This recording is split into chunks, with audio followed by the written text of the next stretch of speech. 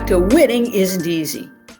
When I apply for my ERISA disability benefits, why does the disability carrier plan ask me on these activity of daily living forms what I do around the house? Now, when you apply for disability benefits, you're going to be asked to complete these ADL forms that ask lots of questions, including questions about what you do in the course of a day and around your house. I often think, what on earth does this have to do with anything? Because you're claiming that you can't do your own occupation or any occupation. Well, when you think about it, there really are two reasons why the disability carrier are asking that question. The first goes to your credibility and consistency in what you're telling your doctor about your functional capabilities. So, for example, you may say, look, I have a back problem, and that really prevents me from being a computer programmer. Yet you tell your doctor that one of your neighbors called you up and said, hey, I know you do computer programming. Can you set up a website for me? That's inconsistent with telling the doctor that you can't be a computer programmer and you can only sit for a short period of time and then helping out your neighbor. The second reason is that what you do around the house can give the ERISA disability carrier plan a clue how you organize your life in view of your disability. So it might be if you have back problems, you sit in a recliner and you get up every 15 to 20 minutes and you change positions. And it might be that you can't sit in a car for more than 30 minutes. Or you might not be able to stand in front of that kitchen sink for more than 15 minutes. Or have difficulty standing at the dryer and folding up the laundry.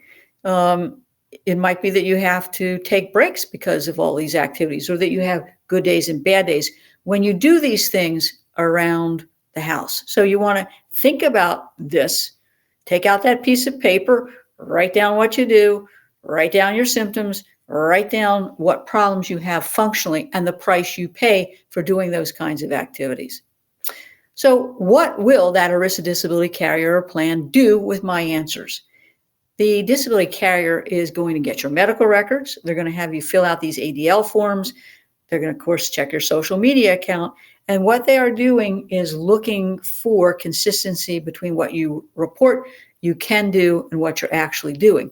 And then they're going to kind of compare that with what the actual occupational duties that you have, the physical occupational duties, or even the cognitive occupational duties. What they're trying to do is say, look, what they can or cannot do around the house is an example of what, in fact, their actual level of physical or cognitive functioning might be.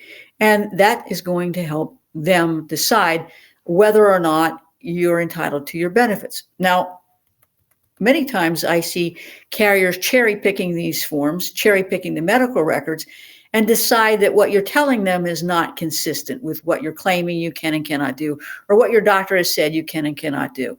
What you put on those ADL forms can be used as a reason to assign surveillance, because if they think you're doing more than what you say you do, in these forms, what you're telling the adjuster on a call or your doctor, they are going to say, I got you. They're going to go to your doctor and say, look, in rendering your opinion, doctor, about your your patient's restrictions and limitations, you have relied on what they've told you. Right, the doctor will say. And then they're going to say, well, I want you to assume that they've said in their forms, or they've told us this, or we've got surveillance, or there's social media that says blah, blah, blah, blah, blah. Doctor, will you change your opinion? Many times the doctors will say, well, my patient has lied to me. I'm going to change my opinion. And many times what the carrier or the carrier's doctor is telling your doctor isn't truthful, or isn't accurate, or isn't complete. And the doctor doesn't call you up and say, would you come in and let's talk about this before I change my opinion? Ultimately, all this can lead to a claim denial or termination. You can see that accurately completing these forms with some degree of detail can make all the difference. And better yet, having an experienced ERISA disability attorney help you with these forms and making sure that you're answering them accurately, completely, and consistently can be the key to getting and keeping your disability benefits. Got it? I hope you have enjoyed this week's episode of Winning Isn't Easy. If you've enjoyed this episode, please like our page, leave a review, share it with your family or friends, and better yet, subscribe to this podcast. This way, you'll get notification of when our next episode comes out. Please tune into our next episode of Winning Isn't Easy. Thanks.